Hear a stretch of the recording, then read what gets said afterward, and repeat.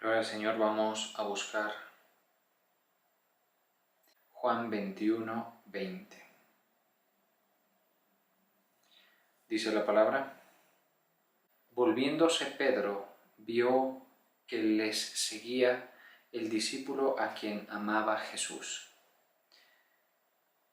el mismo que en la cena se había recostado al lado de él, y le había dicho: Señor, ¿quién es el que te ha de entregar? Cuando Pedro le vio, dijo a Jesús: Señor, ¿y qué de éste? Jesús le dijo: si quiero que él quede hasta que yo venga, ¿qué a ti? Sígueme tú. Gracias, Señor, te damos en esta hora. Hoy nos humillamos delante de ti, reconocemos, glorificamos, exaltamos tu poderoso nombre. Te pedimos, Señor, que tú nos hables, nos edifiques con tu luz, con tu verdad. Nos ministres, Señor, te muevas en este momento, en medio de nosotros, en el nombre de Jesús. Amén. Vamos a leer acá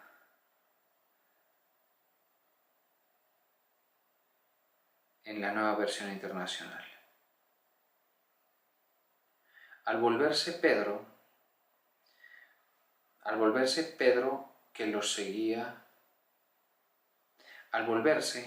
vio que lo seguía el discípulo a quien Jesús amaba, el mismo que en la cena se había reclinado sobre Jesús y le había dicho: Señor, ¿quién es el que va a traicionarte?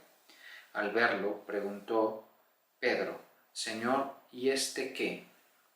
Si quiero que él permanezca vivo hasta que yo vuelva, ¿a ti qué? Tú sígueme no más.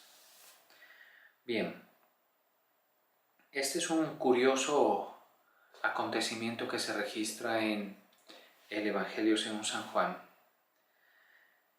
porque pues nos relata algo muy íntimo entre los discípulos del Señor, como una cierta situación que se presentó después de que el Señor Jesús resucitara.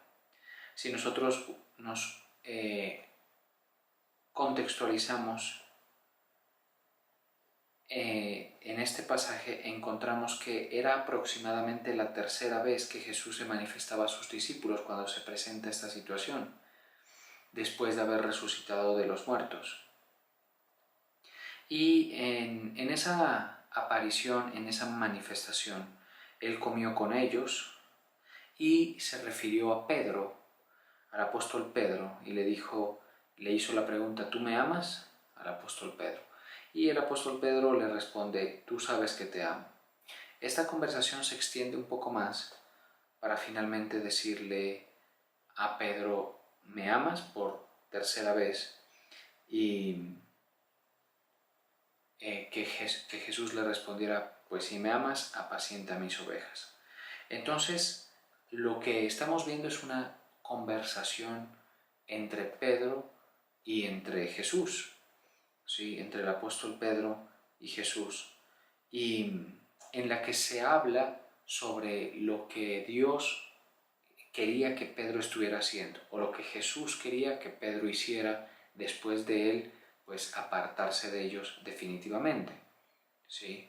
Le dice más o menos que le encarga las ovejas, le encarga a los corderos, que no son otra cosa pues que los discípulos, los nuevos creyentes que conforman la Iglesia de Cristo, el pueblo de Dios, que se los encarga a Él.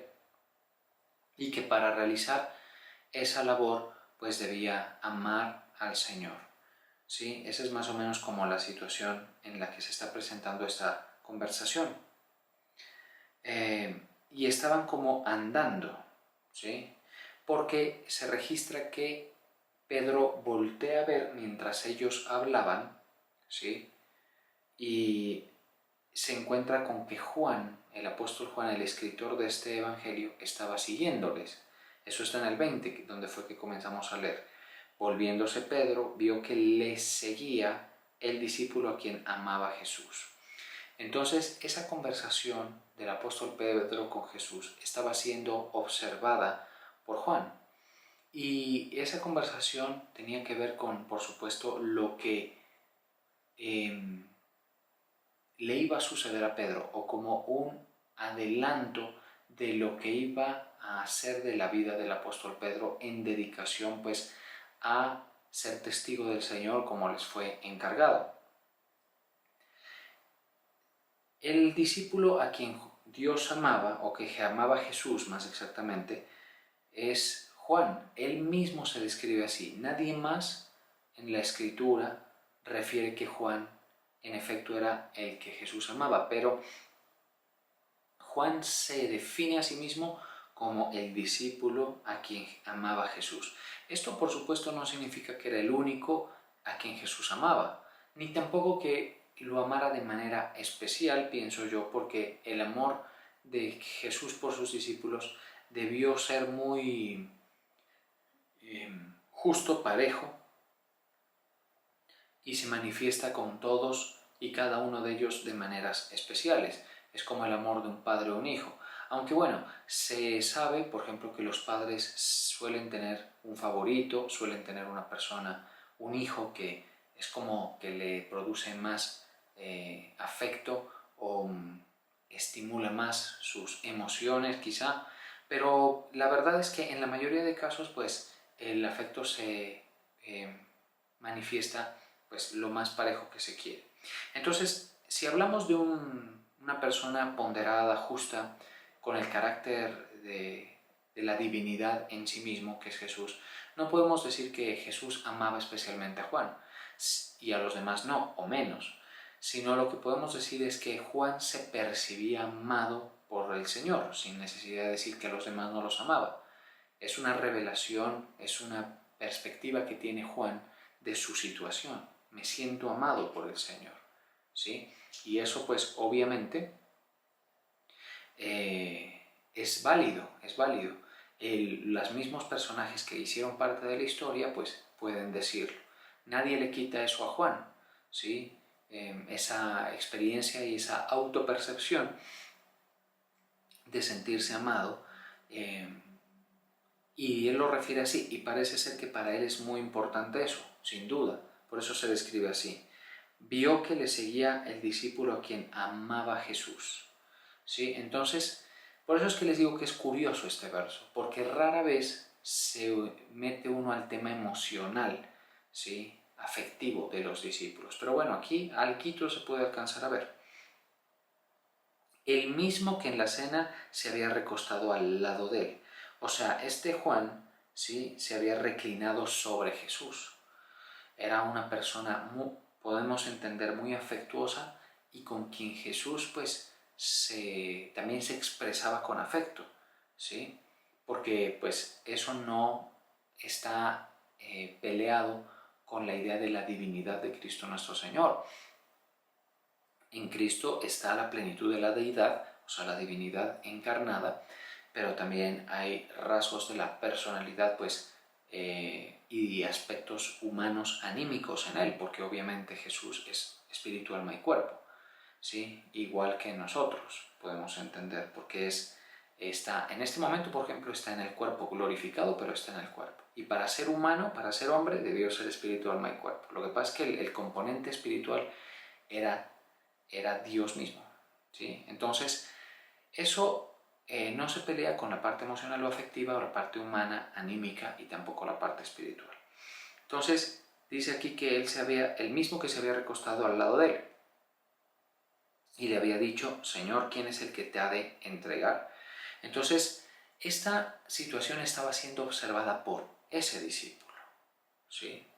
Y si nosotros vemos la forma en la que Pedro se refiere a él, vemos como cierta hostilidad, para ser honestos. Porque, por ejemplo, en la Biblia Reina Valera dice: y volviéndose Pedro,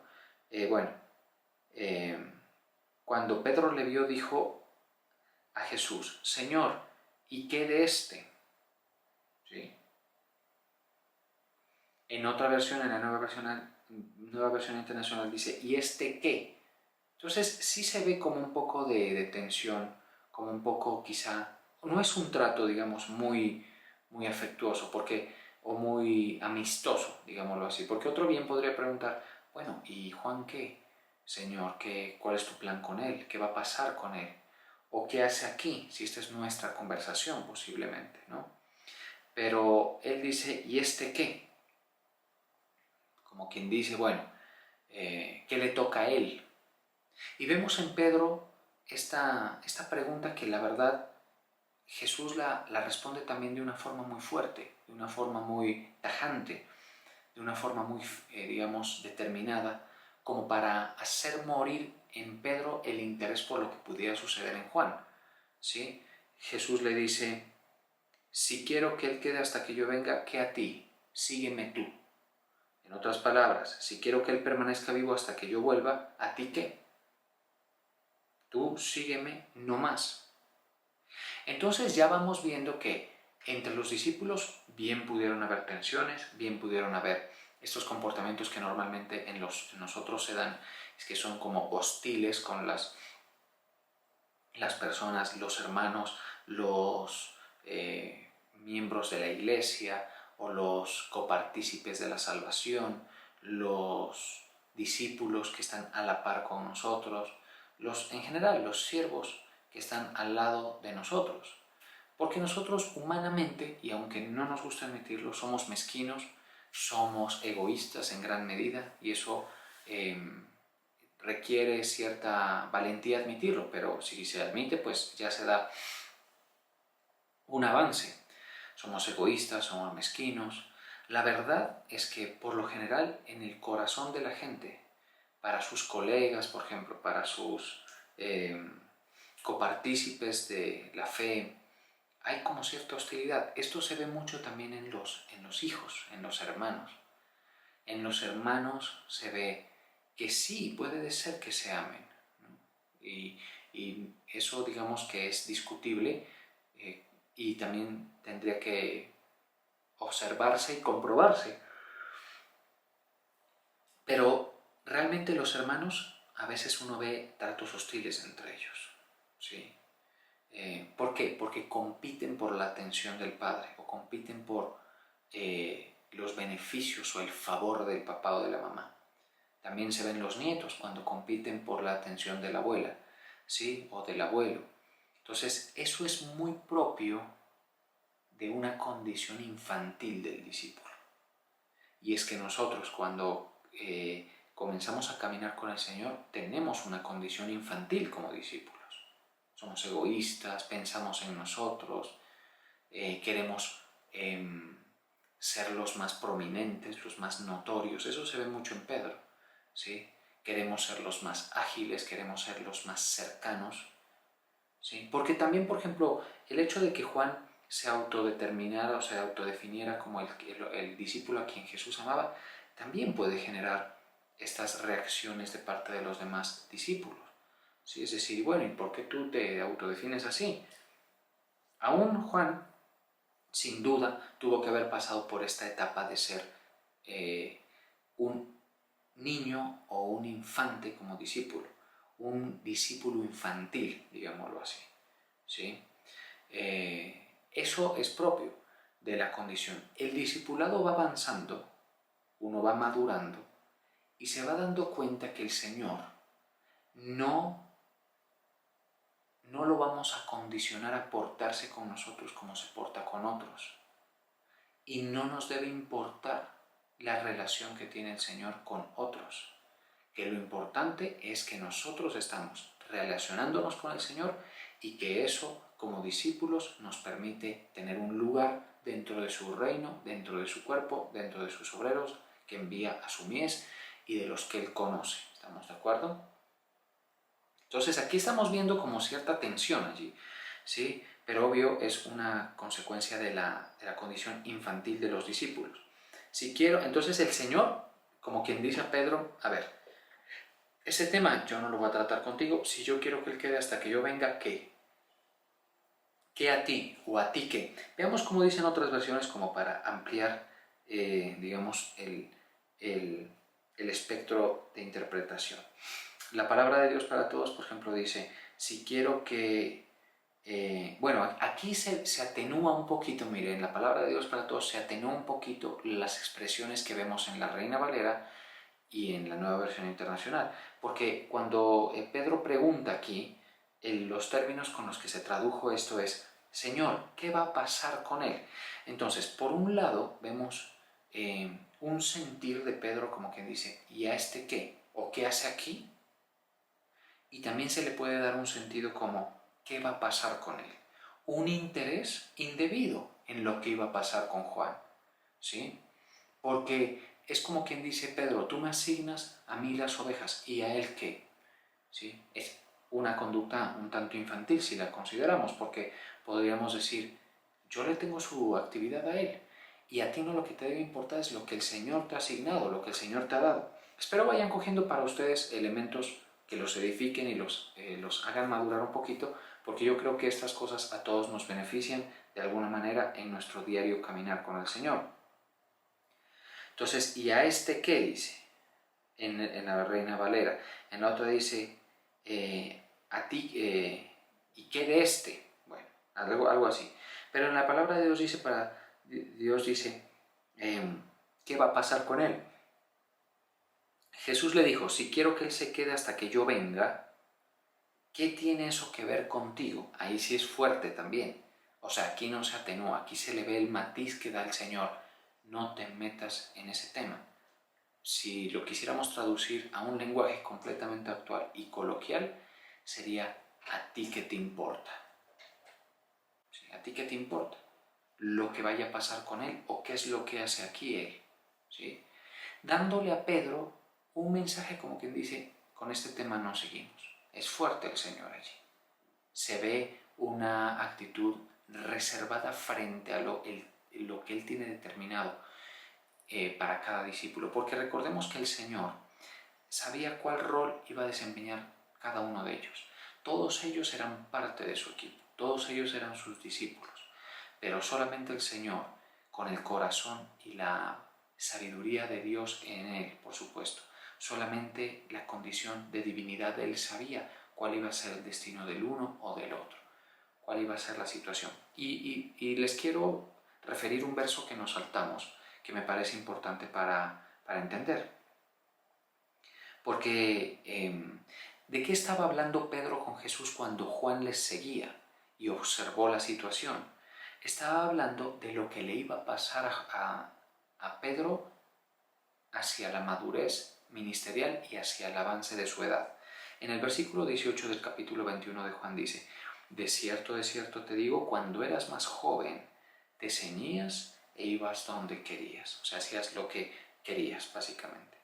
Mas cuando ya seas viejo, extenderás tus manos y te ceñirá otro. O sea, vemos en Pedro, vemos que el mensaje del Señor a Pedro es complicado, porque le está diciendo: tú no vas a ser el titular, el que va delante del proceso. ¿Sí? Va a haber otra persona que te va a ceñir y que te va a llevar. Y yo entiendo que para Pedro debió ser un puño en el estómago. A pesar de ver a su Señor resucitado, pues sus expectativas sobre su perfil ministerial de pronto cayeron, porque dice: cuando ya seas viejo, extenderás tus manos, es decir, como esto, ¿sí? Como extenderlas y someterlas, ¿sí? Y dice: y te ceñirá otro, o sea, te amarrará otro y vamos, y te llevará donde tú no quieras. ¿Qué cosa? Le está diciendo Pedro: vas a ir donde tú no has pensado ir, donde no quieres ir, ¿sí? Lo que le está diciendo es que tú no vas a hacer lo que quieres y va a haber una persona que va a estar dirigiéndote ministerialmente. Luego ya sabemos que se puede pensar que quien ocupó ese rol fue Pablo, porque Pablo llega a prácticamente conducir a Pedro en muchos aspectos y a servirle como de referente, ¿sí? Para que finalmente Pedro tomara un perfil ministerial un poquito más agudo, más de impacto, como el que tomó Pablo, porque si hubiese sido solamente por Pedro, Pedro hubiera sido una persona que hubiera quizá perdido fuerza ministerial por el mismo hecho de que no era una persona más, no era la persona más intrépida, hablándolo así, ¿sí? A pesar de que él creía que lo era, decía yo camino sobre el agua, yo te voy a la cárcel, pero a la hora de la verdad no era tanto. Era una persona con más de un miedo, con más de un complejo, con más de una situación. Entonces, esto dijo dando a entender con qué muerte había de glorificar a Dios, y dicho esto, añadió, ¿sí? Sígueme. Entonces, cuando el Señor nos llama como discípulos, nos sigue, ¿sí? Y solamente sabe Dios lo que hay en la cabeza para cada uno de nosotros. Hay cosas que son en las que somos coparticipantes, que son comunes para nosotros: la salvación, ciertas revelaciones, aspectos doctrinales fundamentales, por supuesto, de los cuales no nos podemos apartar. Pero el trato del Señor realmente va a ser muy específico con cada uno de nosotros, ¿sí? Y la forma en que va a tratar con nosotros es también muy específica, de tal manera que no le beneficia para nada a la persona pues compararse, o que sus expectativas sean una obsesión personal, que diga yo quiero esto, yo en mi ministerio espero que sea así, lo que Dios quiere que suceda en mi vida. Quiero que sea así, porque si se vuelve una obsesión, el Señor te dice, eso no es lo que yo quiero para ti muchas veces, ¿sí? Por eso hay que ser dócil para dejar que el Señor establezca su propósito en nosotros. Ahora, yo sé que me pueden estar escuchando personas que para nada están involucradas como discípulos con el Señor. Entonces podrán pensar, bueno, pero eso es para ustedes. Yo tengo mi proyecto, yo no voy a dejar que nadie me ponga a mí las pautas. Yo tengo mi plan. Mire que ahora me voy a casar, voy a hacer esto, voy a estudiar una especialidad, qué sé yo, una maestría, quiero estudiar la carrera esta o aquella.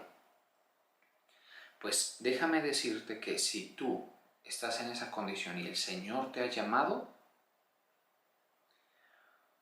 con todo y lo que tú eres de arisco, el Señor va a tratar contigo. Por eso es que a veces las carreras no se desbloquean. No solamente podemos considerar en nuestra constelación un tema meramente académico. Por eso es que a veces ciertas puertas no se abren, ¿sí? Porque a pesar de que tú quieras hacer tu vida, el Señor te ha llamado. Ahora, si ya tú te pones terco y no le quieres obedecer y todo eso, pues obviamente Él no va a invadir tu soberanía personal. Y ya tú vas a ver qué haces y sigues. Pero el Señor, la persona que participa de la esperanza incorruptible, es una persona que sin duda alguna tiene una autopercepción de discípulo. Se percibe, o sea, uno sabe que a quién le aprendo, a nuestro Señor Jesucristo. Y ahí no importa si eres pastor, si eres profeta, evangelista, médico, ingeniero, abogado, albañil, plomero, ama de casa, no importa si eres zapatero, qué sé yo. Estoy diciendo todos los oficios, músico. No, aquí no se trata de la dignidad social que tiene cada uno de ellos, porque obviamente eso no tiene nada que ver y eso es muy subjetivo. Pero todos ustedes, el Señor los llama a ser discípulos. Y con los que verdaderamente son persuadidos del Evangelio, el Señor va a tratar como discípulos, no va a tratar de otra manera. Entonces, no nos hace bien compararnos, ¿estamos de acuerdo? Pero supongamos que hay gente entre ustedes que se han tomado en serio el Evangelio. Pasa entre nosotros quienes nos hemos tomado en serio el Evangelio, y me incluyo porque, pues, hombre, sería faltar a la verdad, decir, no, yo no me lo he tomado en serio. Pues para mí, desde el momento en que yo me voy enterando que el Señor me llama, pues ya yo le he seguido. Uno a veces le interesa lo que Dios va a hacer con el uno, con el otro. Qué tan lejos lo lleva a uno, cómo va a ser la manera en que Dios usa al uno al otro. Y eso es propio de la condición infantil del discípulo. ¿Sí? Es propio del discípulo infantil, digámoslo así. El Señor, si te pudiera responder, te diría, ¿qué te importa? ¿Por qué? ¿Por qué yo, si yo quiero darle a este trato y a ti otro? No quiero que te metas en el terreno de la justicia. Debes estar conforme con el trato que recibes de parte mía, porque así tú no lo quieras admitir, es lo justo y lo correcto y lo adecuado de acuerdo al perfil de persona que es. Mire que, por ejemplo, uno se da cuenta que Dios el Señor obviamente valora a Pedro, le da un lugar digamos, de visibilidad dentro del cuerpo de discípulos. Y no es para menos, era una persona entusiasta, Pedro. Era una persona entendida en lo espiritual. Eso no se lo quita a nadie. ¿Sí? Pero el potencial de Simón Pedro es estimulado en unas particulares condiciones. Por ejemplo, el potencial de Pedro es cuando está humillado, no cuando está funcionándole todo. Hay discípulos, que probablemente podemos ser parte de ellos, que el Señor nos tiene que dar una mezcla entre bendición y aflicción, entre autonomía y sometimiento, entre, podemos decir, revelación y aguijón, para sacar de nosotros el potencial justo, porque a veces, como somos personas pues imperfectas, minamos nuestro propio proceso cuando las condiciones que consideramos necesarias para nuestro desempeño ministerial son las que nosotros queremos. Y voy a ir desde los niveles más altos, como el apóstol Pedro, hasta los niveles más bajos. En el caso de los niveles más altos, note usted, por ejemplo, que el apóstol Pedro es estimulado en gran medida por Pablo. Muchísimo, muchísimo. Inspirado en gran medida y desafiado por él. ¿Sí? Muchísimo. De hecho, la forma en que el apóstol Pedro se proyecta hacia su muerte es como diciendo, he entendido el trazo el ejemplo que encuentro en Pablo. ¿Sí? Es así. De hecho, hay una película muy bonita, muy interesante, muy bien lograda desde el punto de vista cinematográfico que se llama Pedro y Pablo, precisamente, de un importante estudio cinematográfico que recopiló y reunió importantes talentos de la actuación para recrear esta relación interesante que se generó entre estos dos pilares de la Iglesia de Cristo en el principio, que es por un lado Pedro a los judíos y Pablo a los gentiles. Y es bastante interesante, bien interesante. Pero entonces allí se da uno cuenta cómo el Señor estimula el ministerio de Pedro con la presencia de Pablo, con su modelo, con su ejemplo. Ahora, en cada aspecto de nosotros también. En el caso de Pablo, por ejemplo, otro gran nivel, la grandeza de las revelaciones debían ser compensadas con aguijones, o con aguijón en la carne particularmente, para que tuviera cierto balance, cierto matiz, incluso hasta emocional, la persona, para que pudiera ser efectivo, agudo y golpear donde es, digamos, desde el punto de vista ministerial. O sea, yo sé que esto que estoy diciendo, a quien más le debe interesar es a los que se han tomado en serio el Evangelio, a los que están creyendo, asistiendo, anotando, siguiendo los consejos que el pastor da y todo eso, asistiendo que a las campañas, que una cosa, eso. Yo sé que es un poquito más denso para los demás, pero de todos modos, si hay gente entre nosotros que está en una estatura quizá un poco menor espiritual, también. Si tú eres un persuadido del Evangelio, escúchame bien, persuadido del Evangelio, con metanoia, ojo, con metanoia, esto es para los nacidos de nuevo, metanoia, y estás en el camino del Señor, el Señor sabe lo que tú necesitas para prestarle atención. Hay gente que ora para que se quite una situación y el Señor dice, si te la quito no me sigues. Así es la cosa.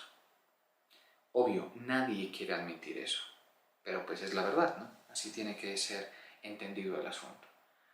Sí, lo que el Señor les dice es, deje de importarle lo que sucede con los demás, con el hermano, porque a veces nos comparamos, para bien o para mal, con ciertas actitudes hostiles. ¿Y por qué a él? ¿Por qué a él el pastor lo trata así? ¿Y por qué esa persona sí pudo llegar así a esta hora? ¿Y por qué yo tengo que llegar de esta manera? ¿Y por qué lo bendice tanto Dios a esa persona? ¿Sí? y yo quiero tener este perfil, yo quiero lograr esto, yo quiero conseguir esto. Y nunca un buen desempeño ministerial, y ni siquiera en la vida, parte del hecho de una comparación, digamos, insalubre, ¿sí? Uno, para hacer un trabajo realmente efectivo, debe concentrarse en el proceso que tiene y hacerlo lo mejor posible. Y si va a utilizar referencias, que sean no con el ánimo de compararnos en que suceda exactamente igual, sino en tomar ejemplos de los buenos modelos o aprender de los fracasos también. Pero no debe ser para nosotros que suceda exactamente lo mismo.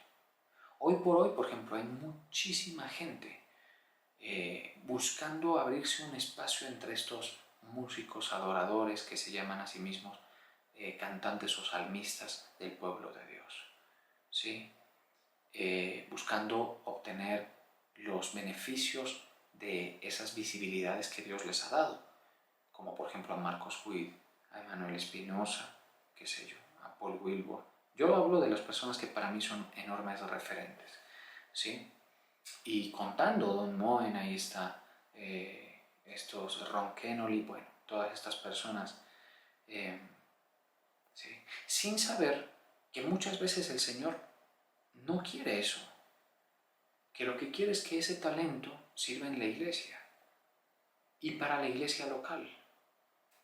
Por ejemplo, mal hacemos nosotros cuando nosotros nos ponemos, como nos proyectamos hacia escenarios eclesiásticos y ministerios lejanos. No, el Señor te quiere en la iglesia local. De la iglesia local puedes sacar procesos y fenómenos que bendigan a todo el cuerpo de Cristo. Eso fue lo que pasó precisamente con estas personas que les menciono. Los procesos que se generaron en la iglesia local de composición musical, de composición de letras, de devoción al Señor para la iglesia local, el Señor las sacó y les dio un perfil a ellos y bendijeron a todas las naciones a las que han llegado su aporte. Porque nosotros, por ejemplo, cuando usted está cantando Gracias o Renuévame o Digno Señor, todas esas canciones son un beneficio para el resto del cuerpo de Cristo que surgen de un movimiento de servicio local y que el Señor proyectó. Ahora usted me dirá, pero ¿está mal soñar entonces? ¿Está mal ir detrás de algo? No, lo que está mal es querer que sucedan cosas idénticas a las que han sucedido con otros. El proceso de Dios contigo es único e irrepetible, así te lo digo. Entonces debes entenderlo, ¿sí? Y eso, por supuesto, tiene que ver con ir dejando esa condición infantil del discípulo. A todos nos ha tocado. Yo no estoy reprochando a nadie. Yo mismo he tenido esa situación de decir, ¿y qué va a pasar conmigo? ¿Y por qué esta persona? ¿Y por qué? Bueno, y también de decir, a mí me gustaría que sea de esta manera. Y el Señor me ha ido mostrando, me sirves. Porque si de otra manera, pues me desamparara. Yo no tendría el respaldo de Dios. Y esa no es la realidad. No me percibo falto de respaldo, pero sí siento que el Señor me dice, no es ni en tu tiempo ni a tu manera, ni como tú esperabas, y en estas condiciones me sirves, ¿sí? Y haz lo que tienes que hacer, así los otros no hagan lo que le tienes que hacer. A veces, por ejemplo, uno se fatiga por ver que otros no hacen lo que deben hacer, o no hacen como debieran hacerlo. Y por uno, que les caiga fuego del cielo. Uno dice, este negligente, sinvergüenza, aquí viene, que le caiga fuego del cielo y no, el Señor es paciente. Los hostiles somos nosotros, realmente. Esa es la verdad. Somos bastante hostiles, duros con los demás. Y aquí lo vemos. O sea, este pasaje es muy difícil darle en un punto, no es solo un punto el que nos exhibe.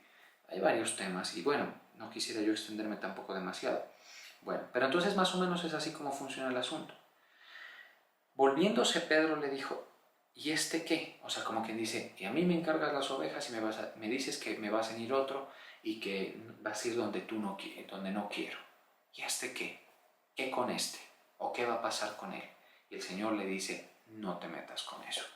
No te lo tengo permitido. Yo veré. Si yo quiero que él esté vivo hasta que yo vuelva, que obviamente no fue así, obviamente, pues, pero obviamente las cosas particulares de Juan, ¿no? Juan no la pasó tampoco tan bien, pero obviamente no murió. Es el único de los apóstoles que murió en unas condiciones más, digamos, normales, ¿sí? Con un poquito más de dignidad, digámoslo así, desde el punto de vista humano, no espiritual, porque obvio Pedro murió boca abajo, eso es más dignidad que cualquiera, crucificado boca abajo. Desde el punto de vista celestial, Pedro muere súper dignificado en un sacrificio muy grande, igual que Pablo decapitado. Pero Juan muere un poco más pacífico, los otros, algunos hasta los fritaron, así se los digo. Hay una historia sobre uno de ellos, no sé cuál es exactamente, que lo fritaron. O sea, terrible. A ver que los discípulos se pongan a ver, que escoger la forma de muerte que quieren. Todo el mundo quiere morir en la cama, dormido, sin sentir. Pero Dios, el Señor, a esas personas que fueron pioneros, fueron punta de lanza en el avance del Evangelio, obviamente tuvieron que pasarla muy mal. Otros fueron aserrados. Terrible situación. Qué cosa terrible, oiga. Entonces nosotros siempre nos preguntamos, ¿y este qué? ¿Y este qué? Pues bien, en el caso de el Señor le dice, no te permito que te metas en eso. Mi trato con él es independiente, muy específico. Y Juan no la pasó mal, ahí retomo lo que había yo anunciado o dicho. Juan no la pasó mal. No la pasó tan mal como los otros, pero sí la pasó mal, digamos, corrijo. En Patmos, donde le viene la revelación del Apocalipsis, ¿qué ministerio el de Juan? ¿No le parece a usted? Todo lo que el Señor revela que va a suceder al final, lo confirma, lo detalla con Juan, lo revela con Daniel, lo muestra con Ageo, lo muestra con Isaías, con Jeremías, con Amós, con todos estos profetas, ¿sí? Con Habacuc, por supuesto, con todos ellos, con el mismísimo David, pero lo detalla con Juan, un ministerio muy, muy importante, ¿sí? O sea que nosotros no nos podemos poner ni a competir ni a buscar. Nos conviene ir avanzando en el discipulado y ahí se va a ir quedando ese niño infantil, valga la redundancia, esa condición infantil más exactamente, que riñe, ¿no? Que le dice, Señor, yo quiero esto, ¿y por qué? ¿Y cuándo? Y es como yo quiero. No, al final va quedando, la verdad, una persona muy, digamos, como muy silenciosa, que dice lo que Dios quiera, si Dios quiere. ¿Querrá Dios, el Señor, eso? Vamos a ver. Y ya no es un discípulo, digamos, con tanto brío carnal, ¿sí? Si me permiten esa expresión que creo que puede explicar lo que quiero decir. Leamos, por ejemplo, la palabra de Dios para todos dice, ¿qué tiene que ver eso? Tú sígueme. Lo importante, y es la conclusión del mensaje de Cristo, tú sígueme. Tú sígueme. Y esto, insisto, funciona en los perfiles más involucrados y serios del discipulado, como en las personas que están empezando. Porque si a ti, tu hijo o tu hija te dicen yo no voy más a la iglesia, el Señor te dice, tú sígueme. ¿Qué va a pasar con él? Tú sígueme, te estoy diciendo. ¿Sí? Que mi familia, mis primos, otros ven, por ejemplo, otros ven con cierta insatisfacción, y es normal, que hay otros compañeros de la iglesia que no se santifican, no se toman en serio. Y uno le quiere poner quejas al Señor, pero Señor, mira qué diferente, bueno. Y a pesar de que obviamente hay actitudes reprochables, el Señor te dice, no juzgues, tú sígueme. Vamos a leer la traducción al lenguaje actual para ir también ampliando. ¿Sí? Dice, ¿qué va a pasar con este? También dice la traducción al lenguaje actual. Y aquí sí lo dice como les dije. Jesús le contestó, si yo quiero que él viva hasta que yo regrese, ¿qué te importa a ti? Y de tal manera que nosotros vamos como creando esta noción de relación independiente con el Señor, en la que no queremos demostrarle a nadie nada, sino con el Señor. Y uno va entendiendo que le hace mal a la persona compararse, medirse. No, voy con el Señor. Eso es lo que tengo. Eso es lo que soy. Y el Señor es paciente y es hermoso. El Señor nos ama a todos. O sea, ojalá todos nos pudiéramos definir como el discípulo a quien Dios ama, porque la verdad nos ama. Él no se rinde con nosotros. Ya creo que me extendí demasiado, pero creo que ha valido la pena para perfilarnos un poquito más en esto. No, la gente compite, nosotros competimos. Somos envidiosos, queremos lo uno, queremos lo otro, y por qué a este le va así. Bueno, tranquilo, estás en las manos del Señor, sírvele y haz como una división en el sentido no de hostilidades contra las demás personas o copartícipes del discipulado, de la gracia, de la salvación, sino más bien como diciendo, esto es mi relación con el Señor. Él sabe y yo confío en Él. Y eso se va formando. Espero que pues, esto les pueda servir para estar más tranquilos y entender fenómenos que se pueden dar y se están dando dentro de la congregación. Vamos a terminar con una de las versiones más serias, que es la Biblia de las Américas, a ver cómo dice. Para mí, una de las más, digamos, calibradas con el lenguaje original, ¿no? Aquí dice básicamente, ¿y este qué? Si yo quiero que él se quede hasta que yo venga, ¿a ti qué? Tú sígueme. O sea, más o menos es como la misma historia, la misma situación, de tal manera, o sea, ¿para qué leemos todas estas versiones? Para que uno no vaya a estar interpretando, digamos, desde un punto de vista muy sensacionalista esto, porque como les dije al inicio, es un pasaje curioso, donde se muestran tensiones, comportamientos entre los discípulos, pues uno podría, digamos, empelicularse de tal manera que pudiera dar una interpretación indebida, pero no, aquí vamos viendo que es así el asunto. Tú sígueme, lo que te está diciendo el Señor es, tú sígueme. No me pidas explicaciones de por qué los niños pasan hambre, no me pidas explicaciones de por qué este discípulo le sucede esto y a ti no. No me pidas explicaciones de las puertas que están cerradas en ti, más como en un sentido de cuestionamiento, ¿sí? O no me, ni te atrevas, mejor dicho, ya con lo que viste en Pedro, no te atrevas a preguntarme qué va a hacer con el discípulo, una cosa. Yo te tengo para algo, si tú me sigues a mí, al Señor, su plan, su evangelio y todo, tú vas a encontrar un sentido en vivir, un sentido que conforme a lo que el Señor quiera te va a ser efectivo. Yo pienso que, ya para ir terminando, no hay mejor experiencia que sentirse eficaz, sentirse efectivo. El éxito de la vida es muy subjetivo definirlo, realmente. Pero yo, por lo menos, siento que vivir sin sentido es un castigo prácticamente. Y el Señor con el discipulado nos da sentido, porque Él te va a perfilar hacia lo que tú ni siquiera sabes que está en tu horizonte para que termines siendo efectivo y que tú le digas, ha valido la pena, ha tenido sentido la vida. Creo que esa es como una de las enseñanzas. Entonces, el discípulo infantil pues tiene eso y tenemos que ir avanzando, ir dejando esa condición. Y esto tú lo estás viendo hoy en teoría. El Señor va a hacer que tú lo veas en la práctica, ¿sí? Y ojalá que te acuerdes de los mensajes para entenderlo. Vamos a orar.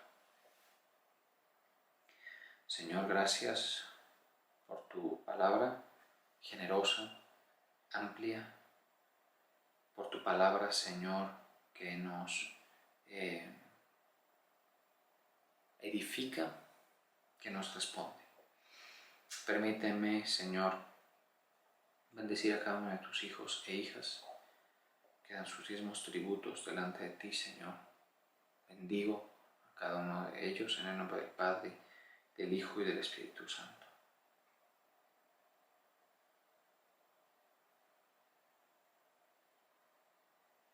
Gracias, Señor.